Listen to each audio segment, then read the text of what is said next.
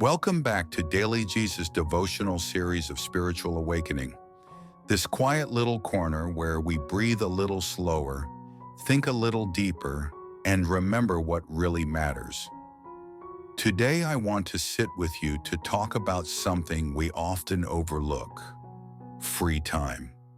Those unnoticed pockets between the big events of life, the hours when no one's watching, the moments when your calendar is blank, your phone is buzzing, and your soul is whispering. What if I told you it's in those moments, the quiet ones, that your destiny is slowly being written? Not in the spotlight, not in the hustle, but in the stillness. That's what we'll explore today. Gently, honestly, from the heart. Free time creates destiny. What does the Bible say? It might sound like something you'd hear in a motivational video, but stay with me. This idea that your free time shapes your fate isn't just a modern productivity hack. It's ancient wisdom, spoken long before any of us had smartphones or YouTube. The Apostle Paul, writing with soul-deep urgency in Ephesians 5:15-16, said, "Be very careful then how you live, not as unwise, but as wise, making the most of every opportunity, because the days are evil."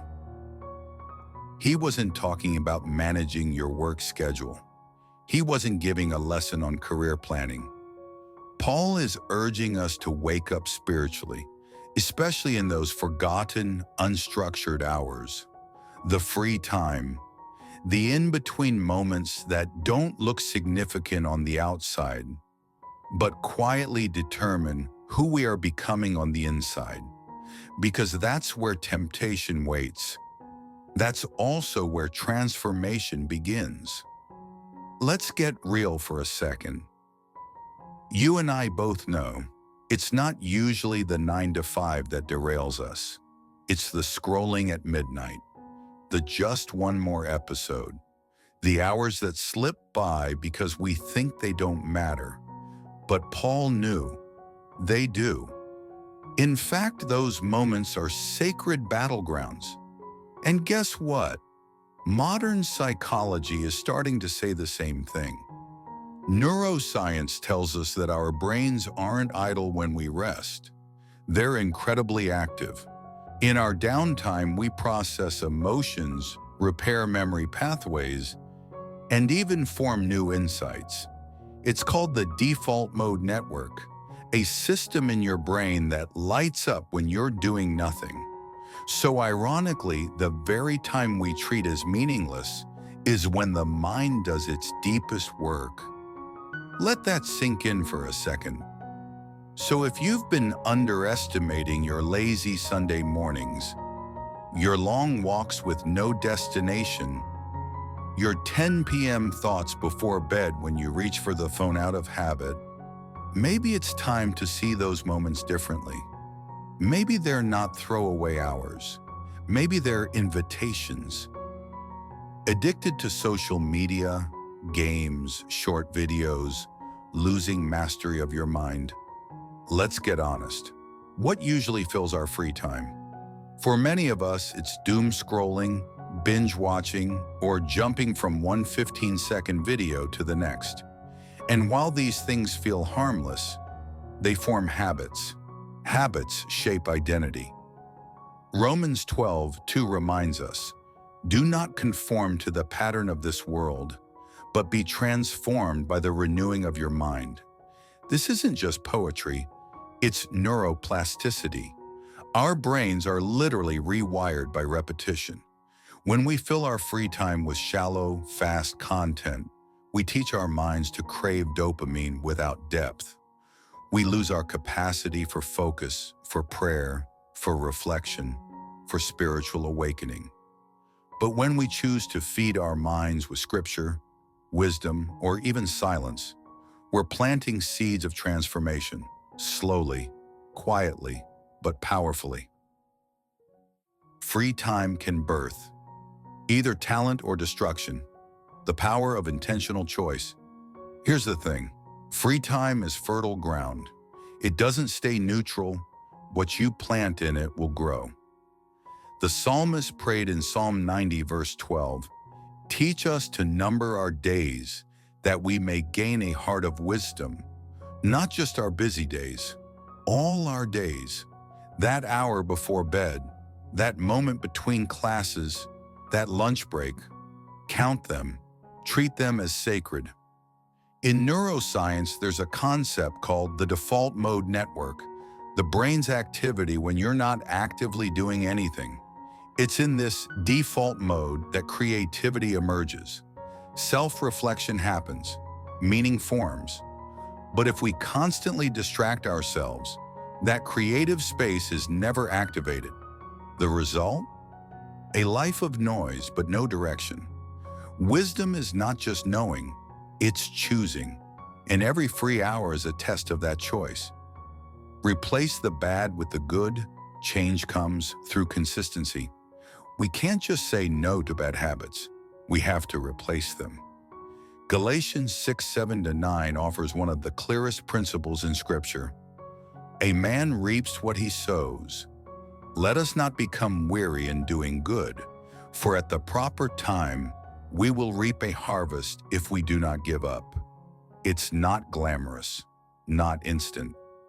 But if you sow a few minutes of reading the Word, writing in a journal, or even walking without your phone, something grows. Little by little, your time becomes holy ground, and your spiritual growth becomes real. Science calls this habit stacking. You anchor a new behavior to something you already do, like praying while brushing your teeth, or listening to a daily devotional during your commute.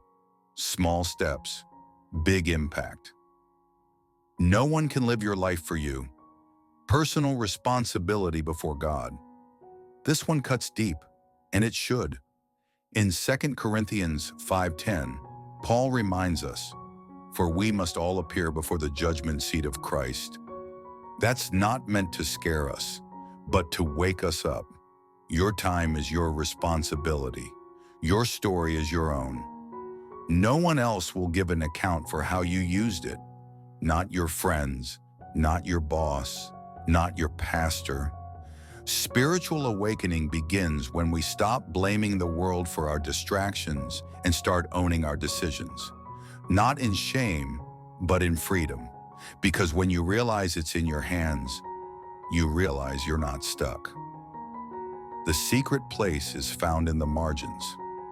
Jesus often withdrew to lonely places to pray.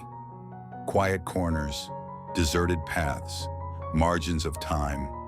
Maybe the most powerful moments of our life won't come during a sermon, a service, or a Sunday, but during 5 minutes of silence on a Wednesday afternoon. The secret place God invites us to is hidden in our margins. That's where inner alchemy happens, where transformation begins. But to find it, we have to protect our time like treasure. Daily devotion isn't about length, it's about surrender. Don't fall into the trap of thinking your quiet time has to look a certain way. Some days your daily Jesus devotional might be 30 minutes of journaling. Other days it might be one whispered sentence while folding laundry. Either way, it matters. The New Testament never prescribes a formula.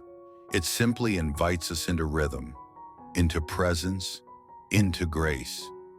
Your time isn't holy because it's long. It's holy because it's offered. Your time is a seed. What will you grow? So let me ask you, what are you doing with your free time? Not in judgment, but in invitation. Because your evenings, your weekends, your commutes, they're not just filler. They're soil, and your choices are seeds. Friend, you don't have to overhaul everything overnight, but maybe tonight, instead of scrolling, you pause, open the Psalms, sit in silence, light a candle, breathe, invite God into your margins. And in that simple moment, a seed is planted. That's where destiny is written, not in the spotlight, not in the storm, but in the silence, in the margins, in the space where you make room for God. That's where the awakening begins.